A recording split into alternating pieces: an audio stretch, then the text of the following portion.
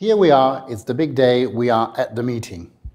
So it's all about introduction and what are the first steps into the meeting. Remember that smiling always helps.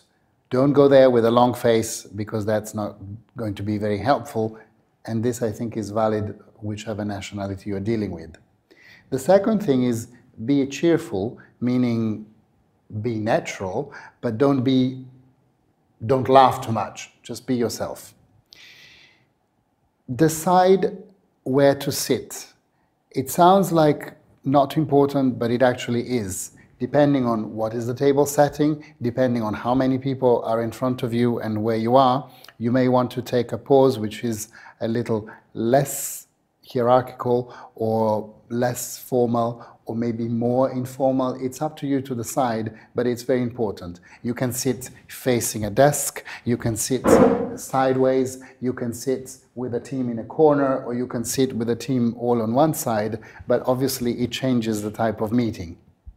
There's one thing that I'd like to point out, it's the fact that in Italy we have a tendency to invade everybody else's space. It is very important to stick to the space you are given, particularly when people have lots of things on their desk. You should not invade their space. You should really try to stick to yourselves. Personally, being Italian, I have a tendency to invade, but I have to make an effort to make it short and clear. Introduce yourself and introduce your team member. You have no idea how many times I've gone to meetings and people start talking and you don't know who they are, you don't know who the others are, you don't know why they're there. So, most important thing, introduce yourself clearly, state your name, what's your role in the project, in the meeting, and why you're there. And obviously your colleague. This is Susanna, she does so-and-so, this is Mario, he does so-and-so.